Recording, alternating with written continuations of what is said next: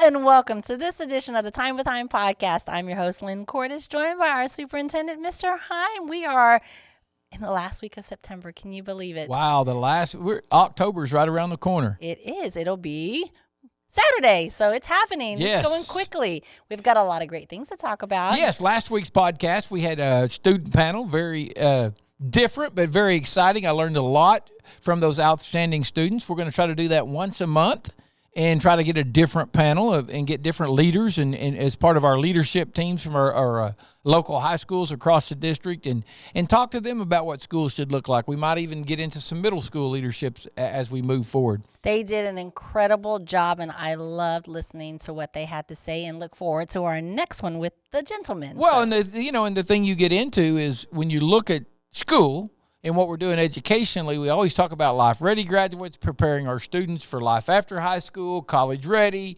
the career and college-ready, and the different things. But we sometimes get to ask the students, what do they see? What do they look forward to? What do they need? And how can we help them accomplish their goals? And so it's kind of fun to do that and get them to thinking about the things we can do as a school district to create more engagement with our students. And we're speaking of providing more opportunities for them.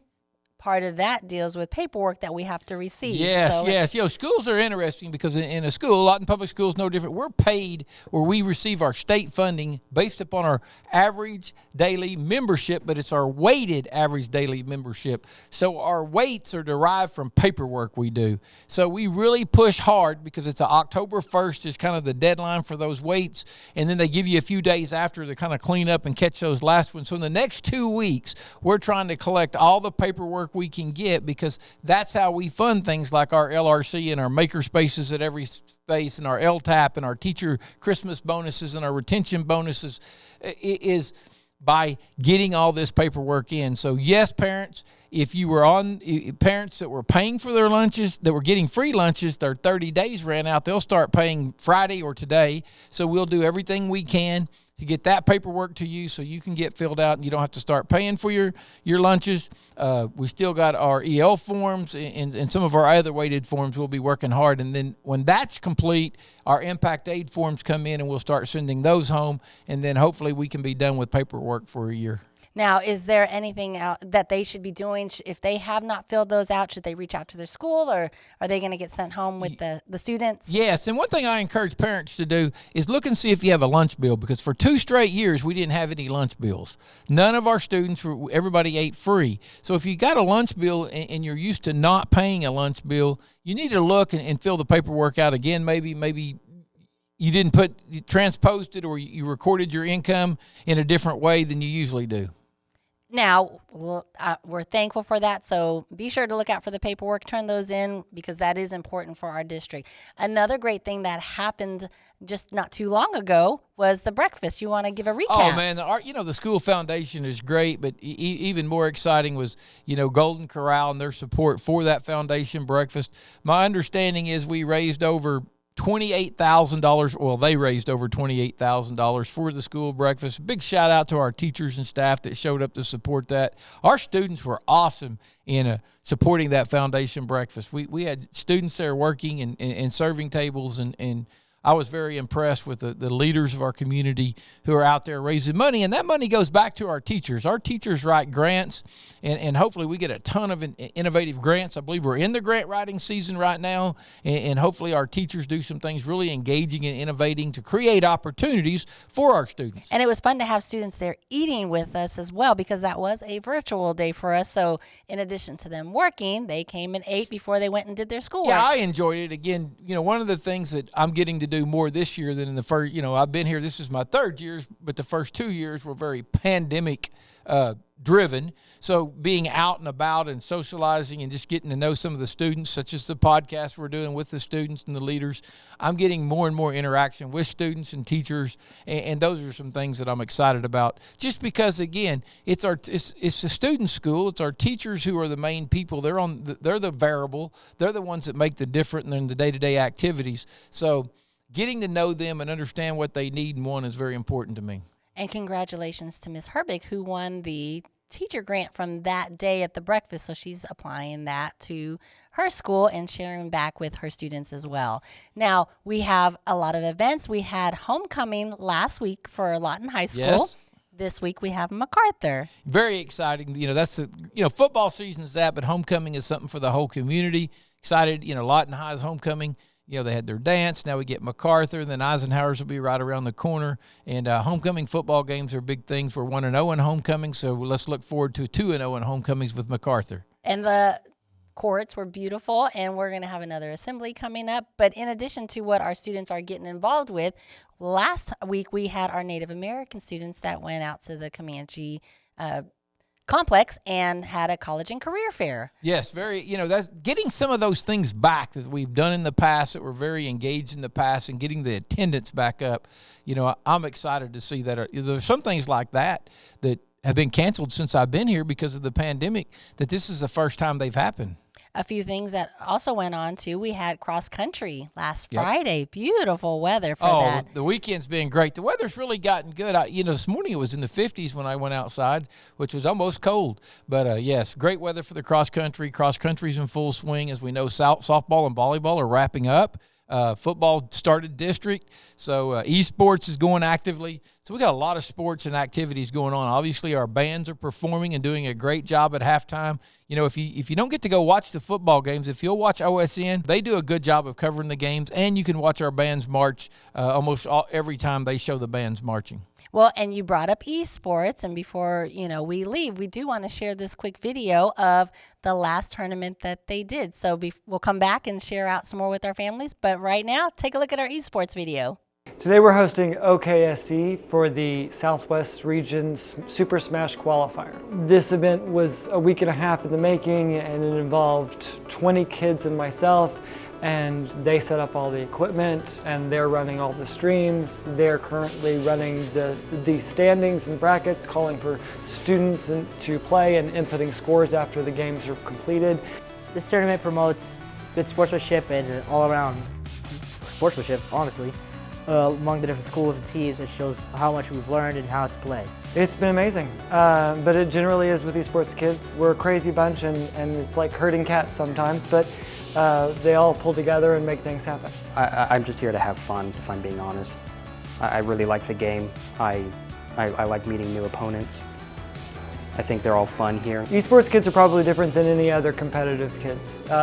When we're in a match, it's I want to beat you and win. But when we're not in a match, we're all kind of one big esports family. You'll find kids from 3 or 4 different schools all huddled around the same device playing a game, even when they're not being called or asked to do it competitively. I think it's interesting to see who the future players could be.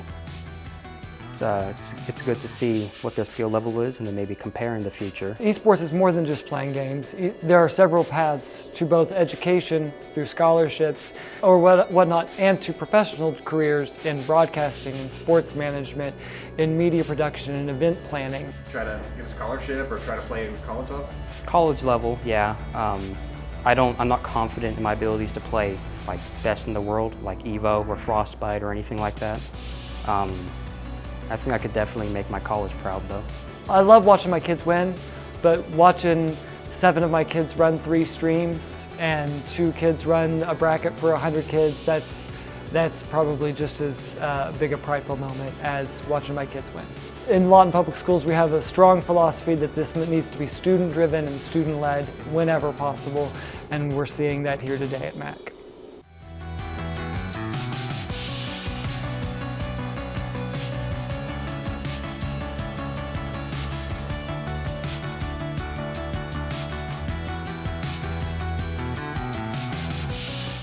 Mr. Hime, we hope you enjoyed that video as well as you guys. We have a lot of great things coming up this week. Like you said, it's the end of September going into October. One of them is tomorrow, the PTA Council. Yep, PTA's meeting. That's a big thing that our PTA Council, PTA is a really big deal in this community. Pam Bristolora does a great job leading that for us, and getting parents involved is important. So we challenge our parents to get out and be part of our PTA in their local school. And then October 1st, in addition to the paperwork, is a big celebration. You'll see some of our schools celebrating them Friday into the weekend and then Monday, but National Custodian Day. Yes, big shout out. One thing people talk about when, even we had some people come down and do a facilities review, and they went through all of our buildings, and they just were amazed at how clean all the buildings at Lawton Public Schools were and just what kind of shape they were in. And that's just a shout out to the custodial staff.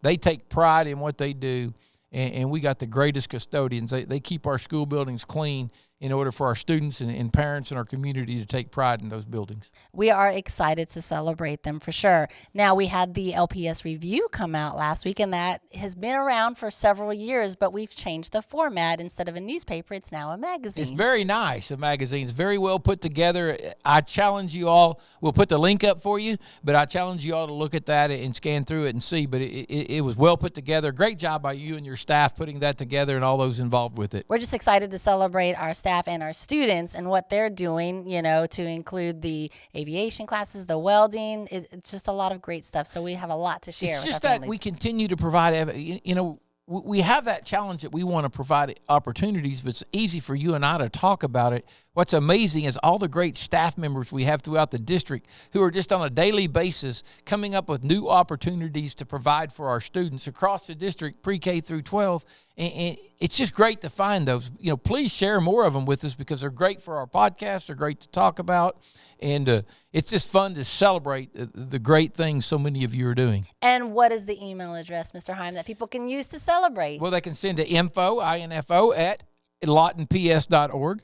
info@lawtonps.org. They can send any emails, questions, comments, or celebrations that we can share on our podcast. They can also go to our webpage at lawtonps.org.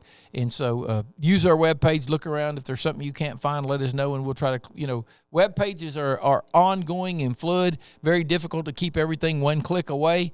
But that's our ultimate goal, is those things that are most viewed are within one click for our parents. Is there anything you want to share with our community? No, just again, we're going to be working hard on our paperwork. Just understand that it's not us being trying to be overburdensome on you and asking you to fill out something for the second or third time, but that paperwork is what drives our ability as a school district to create these opportunities for our students and teachers, and we're very excited about continuing on that path. Mr. Hime, thank you so much for your time. Thank you guys for your time. If you have not already liked and subscribed to our YouTube channel, please do so. Check out our social media pages. We've got a lot of great things out there. Lots of wonderful things happening. It is fall, so we can't wait to share all of that. But until next week, you guys, have a great one. Be well, stay safe, and make positive impacts. We'll see you then. Next.